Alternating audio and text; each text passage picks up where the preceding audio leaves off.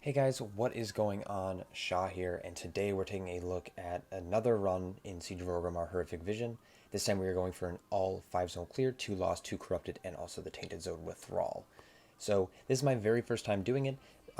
Servers just reset, so this was recorded on Tuesday afternoon. I will be running 2 Natural Harmony, 3 Igneous Potential, and an Ancestral Resonance, along with Essence of the Focusing Hours as a major essence, along with Conflict, and also Vision of Perfection as 2 minors, and I think I was running Breath of the Dying as well, and my Ezra trait should actually be up in this left-hand corner here. So what we're going to be doing is in this Tainted Zone, we're going to be pulling basically everything we can. So we're going to be grabbing the guards in front of Thrall's rooms to make sure that is going to be cleared for later. I don't want to be spending time at low sanity with those guys up. They're not too hard to solo down. They have about 350k health. Now, my gear set in here, I have mostly EP gear. I've been pretty unlucky out of the new raid. I do not have any corruption on, so I'm pretty much raw gear. It's just using my toolkit. And the idea of my build that I'm using is to maximize the rotation of cooldowns. So using Stormkeeper, using Essence of the Focusing Hours, and using my Elementals to do a lot of damage on a rotation. So I'm trying to do big pulls. So what you guys just saw here is that I was using that pillar to line of sight everything up. There is a single caster in that pack, and I'm going to try to AoE everything down. Now these crawling corruptions are pretty rough. Sometimes they're just slow. Once they're buffed, they're pretty slow moving, so they take a little while to get up here.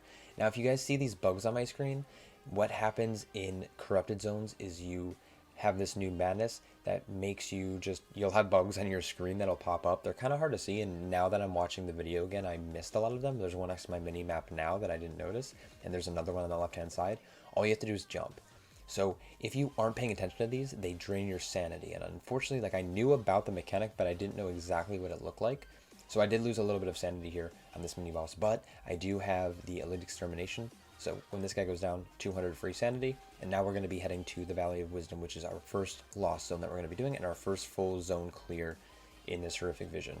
So in this one, just like 2 weeks ago, we have split personality again. This means this purple effect is going to come around the edge of my screen.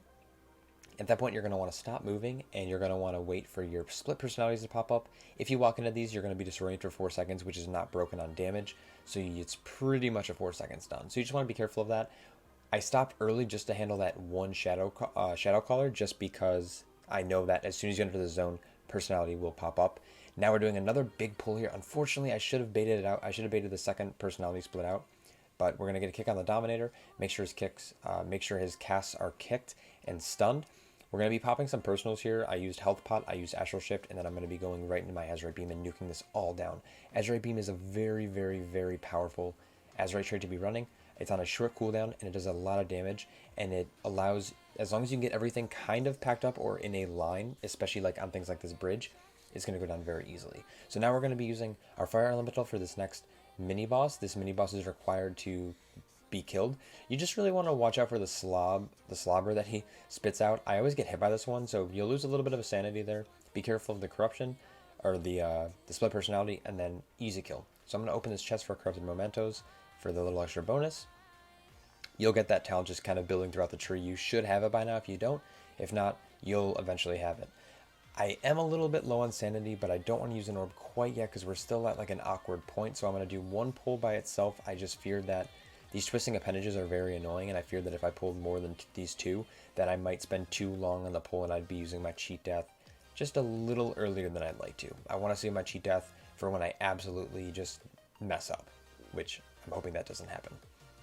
So now we're going to be going up the hill, making sure we're stopping for the split personality before using our orb. We're going to use our orb and then pull everything into this. Now this was a slight mistake. So because of Elite Extermination, we're going to be gaining 200 sanity for each elite that we kill. So when you orb right before you do a mini boss, you're not going to get the benefit of that trait. So to maximize your sanity, you definitely don't want to do this. You want to plan out a little bit better. You either want to be a little bit faster than this point, or you want to be a little bit slower than this point. I could have pulled more trash to make up for it and just got a little bit extra corrupted mementos. This is what happens when you walk into the split personality.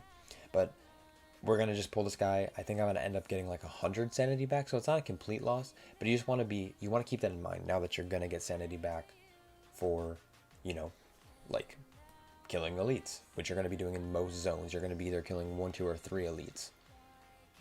So I got hit twice here by the split personality. I just kind of wasn't paying attention. He goes down, and then we're going to be going right onto another elite. So I'm going to be getting even more sanity back to back. So if you can get here earlier, a little earlier, you can get through this whole zone without using an orb, which would be, I think, like perfect. So this guy's pretty easy. You just don't want to stand in this. I definitely do here and get stunned. Getting stunned is an issue. You don't lose sanity from that. Or no, you do lose sanity from that, so that's a big no-no. And then his next effects, or his next mechanic is these orbs. You can either try to max range it and then dodge it as they pulse out, or just stand right underneath his character model and they won't hit you at all. So just chain lightning down these ads, making sure they all die with earthquakes is the best way to make sure that guy goes down effectively. You do want to do a little bit of cleaving. You do want to do a lot of single target though at the same time. The faster some ads that are summoned by mini bosses will despawn upon being killed, and some don't. This is one that doesn't. So you want to kill him and then finish off the ads. If you try to like light foot away or just sprint away, they'll chase you and you're going to be combat locked for a very long time. So I don't have any cooldowns up. I don't have Iris. I don't have Stormkeeper. I don't have Fire Elemental. So I'm going to do a few small pulls here. And Earth Ellie just came up. So what I'm looking to do here is I'm looking to get some of my cooldowns back.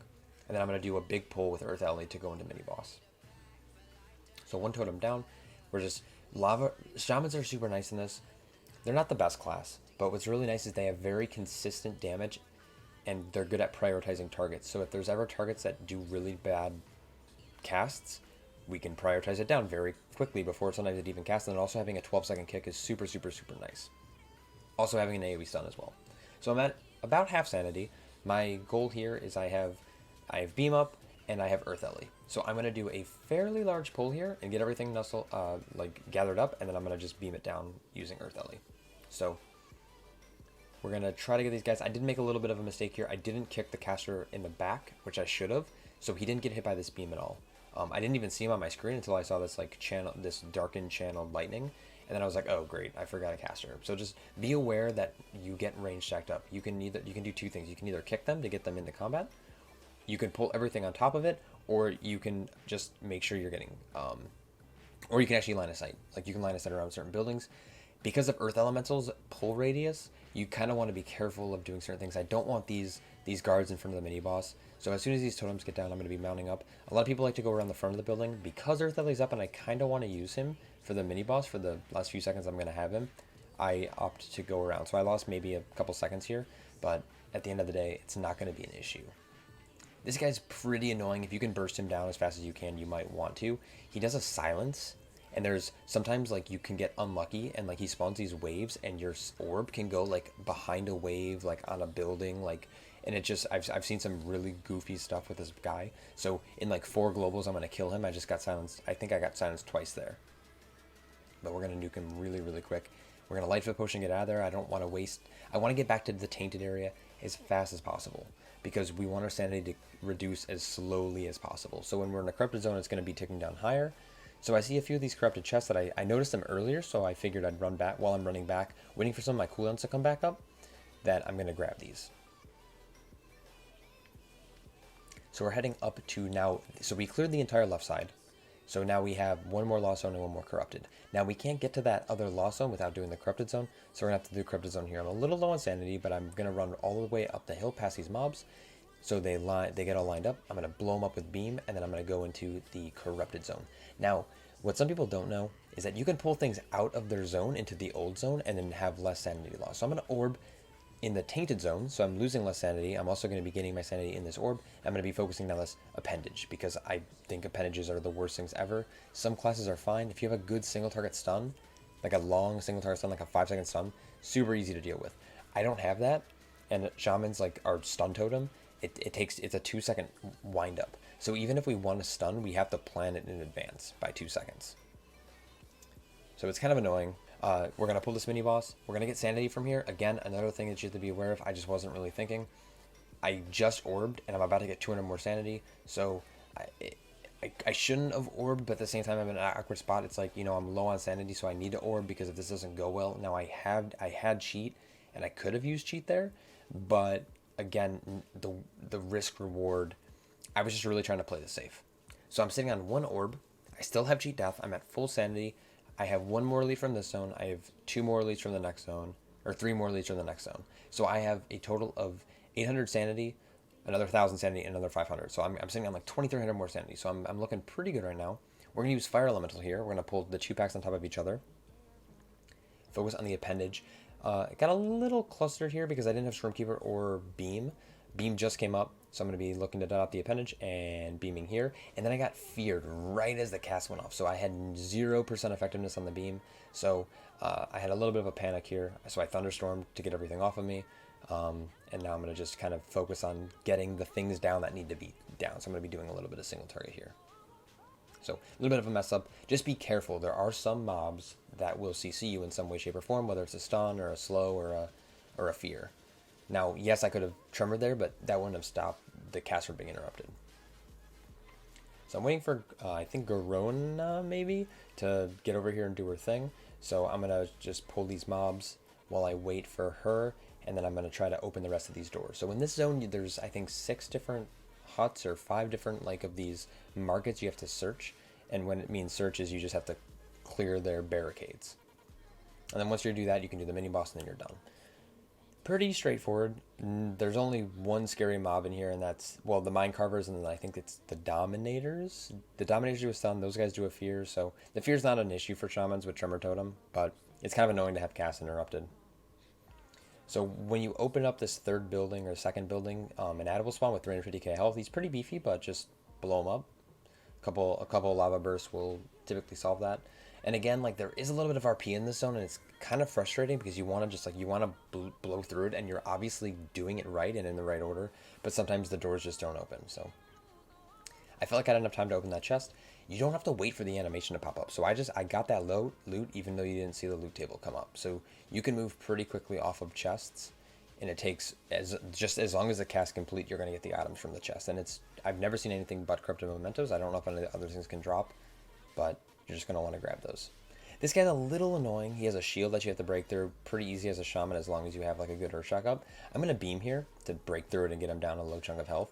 But sometimes he does Void Torrent first, sometimes he does shield first. If he does Void Torrent first, which was what I was hoping for, that's when I would beam. And then I would just use regular stuff because he does that Void Torrent, which is very annoying to dodge because you're basically not casting. So now, just be warned. So I'm going in here with about 35% sanity. I have 1 orb and I have cheat death, and I have 3 elites to kill in this zone. So this zone is basically just get to Rexar and kill him. But there's a lot of things guarding him. Now, I've never done this zone until now. So this is my very first time seeing this zone. I didn't know what was going on. I heard some rumors about having a diseases spell, which I noticed right off the bat, that I got applied with a pretty nasty disease from Misha here. But we're going to push through it, blow it up, 200 sanity back. I'm looking good. A bunch of scarabs spawn.